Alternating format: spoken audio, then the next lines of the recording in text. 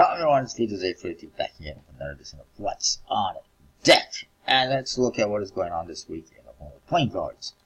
First of all, there's a reprint of the Bicycle White Rabbit coming from Albino Dragon. Actually, it's already here. It's on their website, albinodragon.com.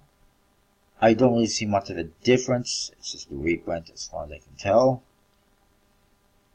And there's this coming soon. It's not going to be on Kickstarter, thankfully. It's the Bicycle Mighty Morphin Power Rangers playing cards. I'm a fan. I like it. I've been a fan of Power Rangers since the beginning. Still a fan. So I'm definitely in on this one. Hopefully it's not just for Americans like a lot of carded decks in the past. But I'll find a way. Moving on.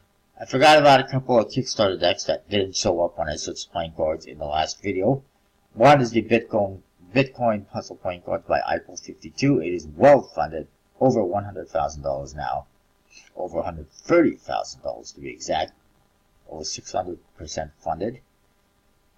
So far over almost $500 in pledges just today. That's just ridiculous. Very nice. I like it.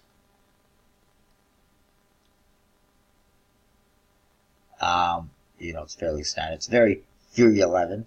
So not surprisingly, Andre Jick is behind it. He's from like Fury 11. Moving on. Another one that was missed, the Rare Triumphs playing cards, Trump Tarot style deck. My Ian Chumsey is 45% funded. Not sure how many days to go. It's not looking good, unfortunately. 1 week to go. It's not going to make it. It's unfortunate. It's very well designed. I really liked it. I was looking forward to this. Hopefully you can find a way. And then there's one on Indiegogo. If this would work, that would be absolutely swell. Okay. Adventure. Oh, come on. Adventure playing cards. It may eventually work. Not quite all day. There you go, finally. 54 sketches of epic fantasy, medieval, pirate, Viking, magic, and ancient Greece. Aha! So it's just a bunch of weird sketches of different things, all related to those things.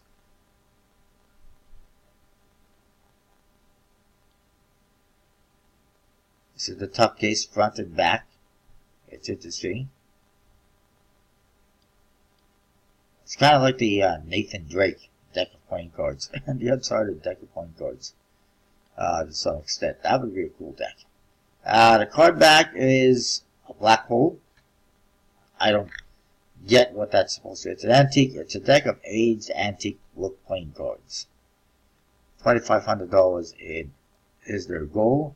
Currently they're at 0, and they will probably remain at 0 because nobody looks for playing cards on Indiegogo. It's very rare that a project playing cards actually funds here.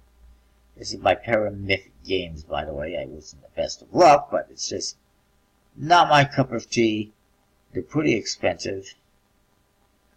You can get one for $15 US, which is, it's an okay price for a custom deck of cards. You can't get two. Free is $44. So not much savings. There's no way to get 4, but you can get 5. There's no way to get a brick, but you can get 10. This guy doesn't even know when people are interested. If people will get 1, they'll get 2. They might get 3. They might want 6. They might want 12. Nobody buys 10 or 5. Free worldwide shipping, apparently. So that's a bonus. No idea who's supposed to be producing these. That's another problem.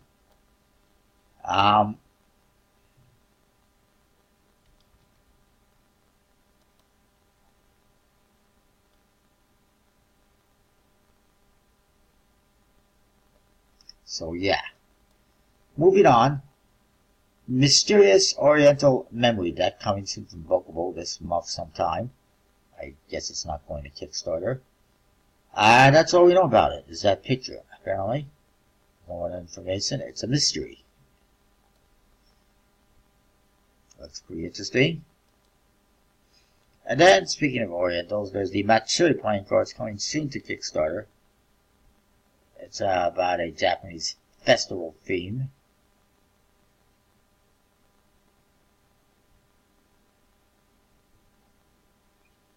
It's interesting looking back design and top case. Colorful faces. It's not bad. I'm not sure how I feel about those court cards, but it's not bad. South Park style courts, yeah, that's why I don't like it.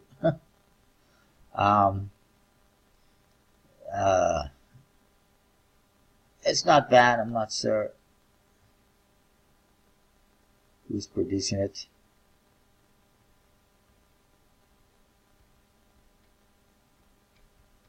Apparently they're going to use Cardamonde.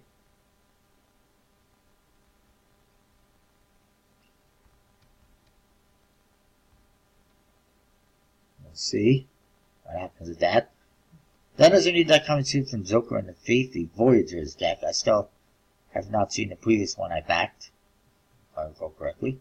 Pretty sure I'm still waiting for one. And of course they also did the reprints of the original Joker and Thief decks, which also are yet to be produced as far as I know. They're working on this one though, the Voyagers playing cards. It's interesting that design with an octopus on it. That's interesting. So that's all we got for it so far.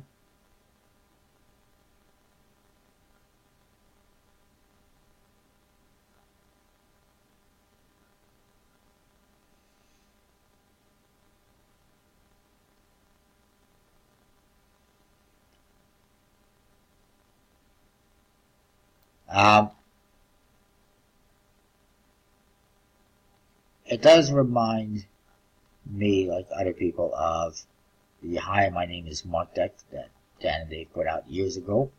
The octopus on the back and whatnot. The interesting thing is this. 311 also just released a deck called the Voyager playing cards. As a result, they are not going to be changing their name. It's designed by Joshua Noom. It's a very interesting, colorful top case. Not so much on the back design for color, but it's interesting. It's a bird fighting what appears to be a snake. It's very interesting. Nice custom ace of spades and at least ace of diamonds. I don't know about the other aces, jokers. Obviously, it will be a standard face deck, standard courts.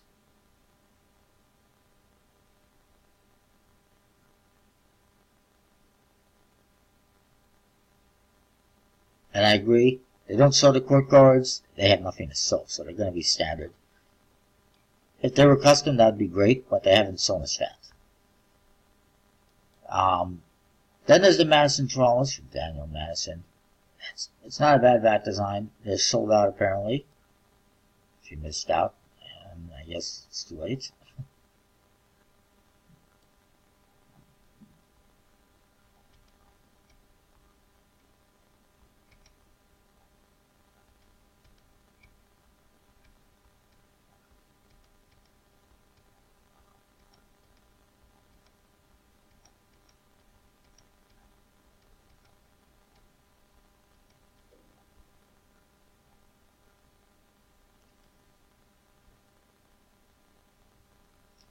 How is it they would be sold out before the date? The release the date. I don't understand. And also I note it said that it was blue, so there's probably going to be more colors in the trawlers. Then there's this, the Squeezers playing cards. Apparently it's from Bokobo, but it's actually being put out by riffleshuffle.com. USPC printed with a B stock, 2,000 decks being produced. I like the top case, obviously made to look like an orange juice box. 100% orange juice. And the name, Squeezes, is a throwback to some old school playing cards as well. Pretty cool. And there's your back design, it's just oranges.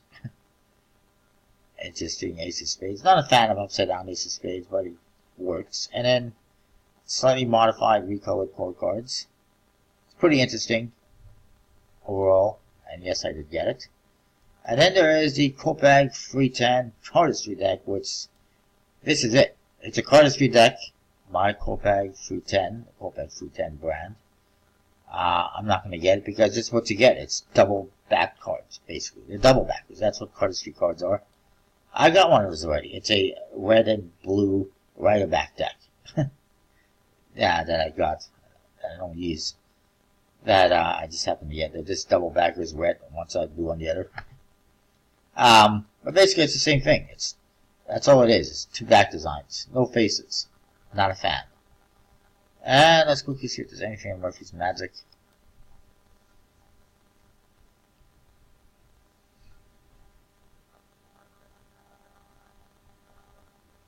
Completely forgot to get into the whole thing here. Oh yes, there's a couple things to mention.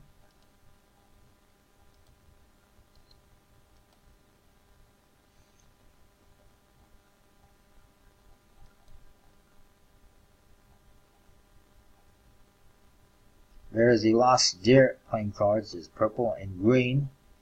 Not really a fan. I'm not going to get these. The faces, cardistry friendly, obviously. Reminds me a little bit of some of their other cardistry decks. I don't like the indexes. There's no index. There's just a letter or a number. There's no actual pip from the looks of it, which really turns me off immediately.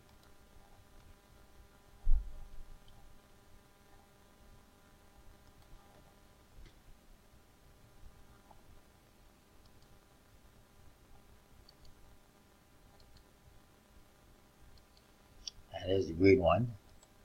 You can open that up. That would be wonderful.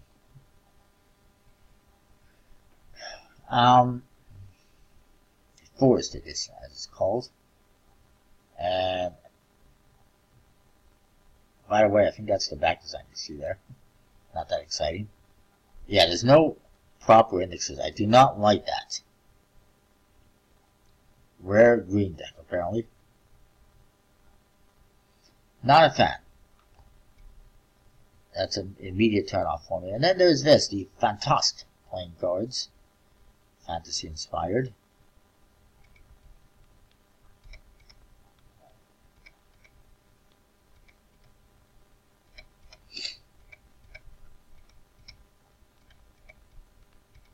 This is apparently made by a magician named Bond Lee.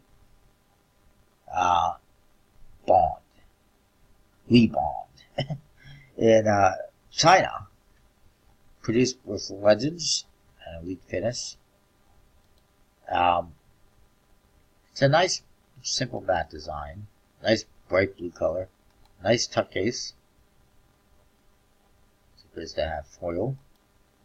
And then the faces, they're customized. They're pretty nice. I do have this one ordered through Murphy's. Looks pretty cool. Look forward to checking it out. And that is that. Comment, rate, subscribe. Let me know what you think. I think that's all that's new for this week. We'll see you next time with more.